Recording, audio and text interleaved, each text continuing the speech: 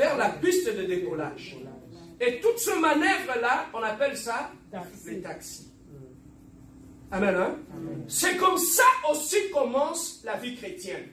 Lorsque l'avion était, par exemple, regardé de ce côté-là, lorsqu'il veut décoller, il ne va pas décoller de ce côté-là. Il faut qu'il puisse tourner jusqu'à voir la position du décollage.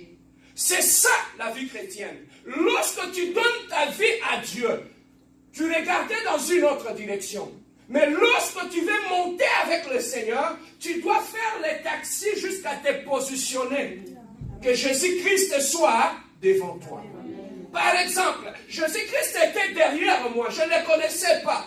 Mais maintenant, comme je vais marcher avec lui, parce qu'il me dit de le suivre, je vais faire mon taxi aussi. Si Jésus-Christ est derrière moi, qu'est-ce que je vais faire? Je vais faire les taxis, tourner, me positionner, que lui maintenant soit devant moi. C'est alors que le décollage va commencer dans ta vie. Amen. Ta vie, aussi longtemps, un avion n'a pas pris la position du décollage, il ne va pas monter. Amen. C'est comme ça aussi la vie chrétienne. Ta vie chrétienne ne décolle pas parce que tu n'as pas encore changé de position pour avoir la position qui va te permettre de t'élever. Dieu veut te bénir, mais ce qui fait défaut, tu n'as pas encore pris une bonne position pour que Dieu puisse t'élever. C'est là que ça commence, la marche chrétienne. Ah, j'aime l'église là. Amen, amen. Nulle part ailleurs. C'est seulement à la compagnie. Donc, il faut maintenant que tu puisses prendre ta position de décollage. Amen. Maintenant, après avoir pris la position de décollage, c'est ça qui fait que pour que tu puisses décoller, prendre cette position-là, c'est sortir de tout ce que tu étais, sortir du péché, abandonner la vie de péché, abandonner ce que tu faisais hier, tourner, donner le dos à cela pour que Jésus-Christ soit devant toi. Comment? Tiens-toi là. Elle, c'est Jésus-Christ. Moi, je marchais, je faisais tout ce que je voulais. Je faisais ma vie. Mais maintenant, lui, quand il me dit, suis-moi, pour que je commence à marcher avec Jésus-Christ, la première des choses que j'ai fait, là, c'était tout ce que je voulais faire.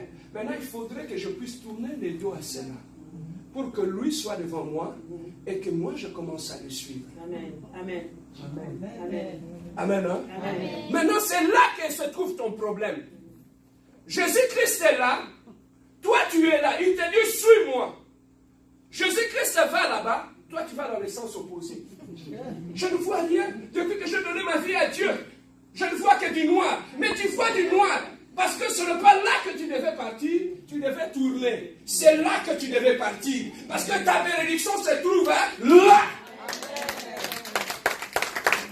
Lorsque tu as les dos tournés à Jésus-Christ, tu iras d'église en église, tu chercheras des prophètes, tu chercheras tout, parce que tu as tourné le dos à celui qui t'avait dit, suis-moi. Mais lorsque tu vas tourner, tu vas commencer à le voir devant toi. Tu vas commencer à écouter ses directives. Quand il te dit avance, tu avances. Quand il te dit recule, recule. Parce que c'est lui qui connaît où est-ce que tu es en train d'aller.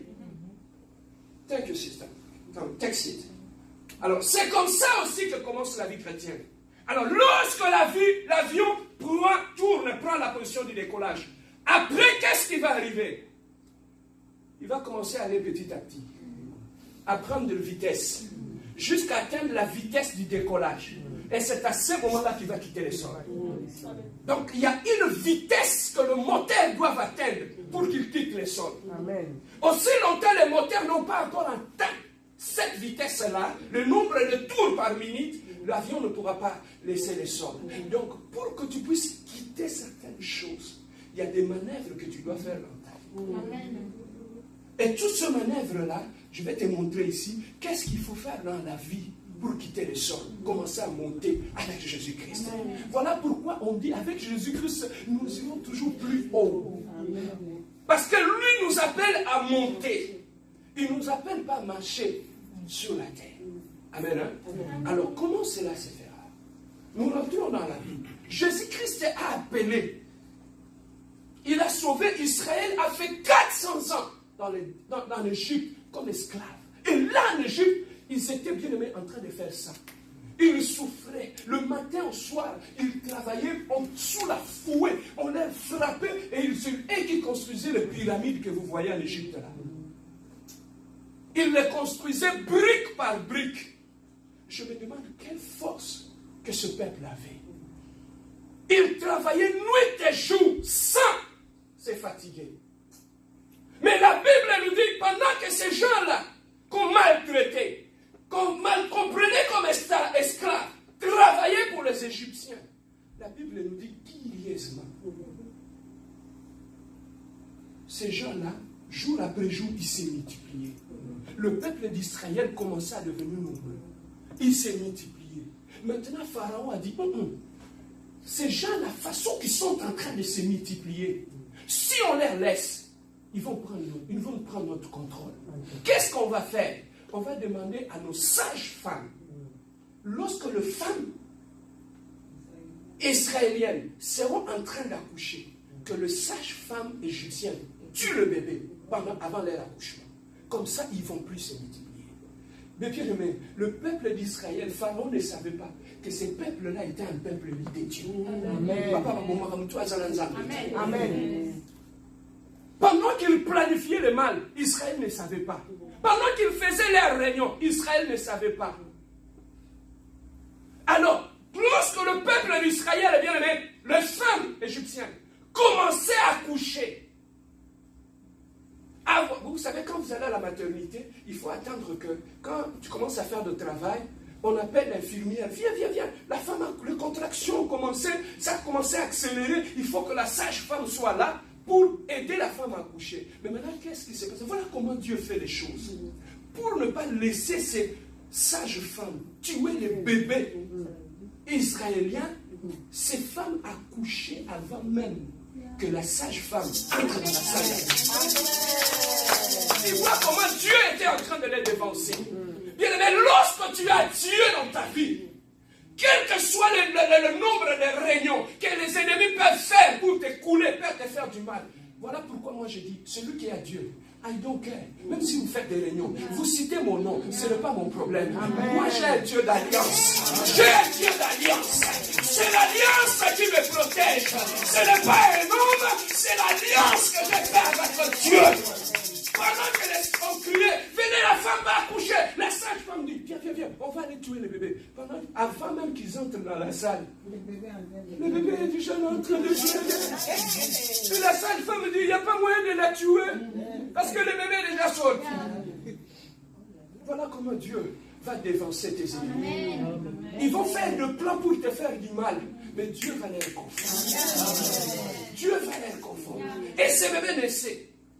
Maintenant, le peuple d'Israël, il travaillait, il ne se fatiguait pas. Il ne se fatiguait pas, ces gens-là, ils étaient forts. On dit, mais pourquoi ces gens ne se fatiguent pas? Vous savez qu'est-ce qui s'est passé? Les Israéliens, après avoir travaillé toute la journée, ils étaient maganés, fatigués. Quand ils rentraient chez eux à la maison, ils trouvaient leurs femmes étaient à la maison. Et les femmes israéliennes prenaient soin de leur mari. Il prend soin du mari. Toute la fatigue avec laquelle il est venu, abattu, découragé, lorsqu'il tombe dans le bras de sa femme, la femme le transmet une force. Et le lendemain, il trouve de l'énergie, il revient au travail. Amen. Quand tu as une bonne femme chez toi à la maison, tu peux revenir à la maison abattu. Mais la femme va te dire, papa, ne te décourage pas, on a un Dieu. Amen. Quand tu as une femme qui croit en Dieu, une femme de foi, tu peux être abattu et perdu. C'est elle qui va réveiller ta foi. Amen.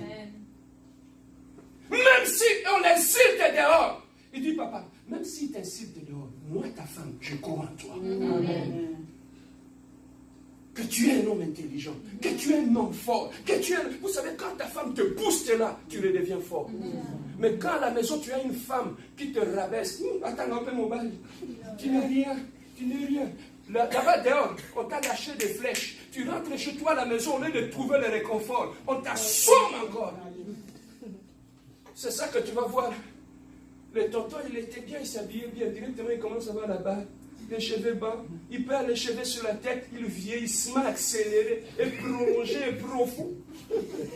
Pourquoi? parce qu'elle a une personne à la maison. C'est une machine d'accélération et de vieillissement. Il y a des gens qui peuvent te dire de mauvaises paroles. Ça te fait vieillir le même jour. Amen. Hein?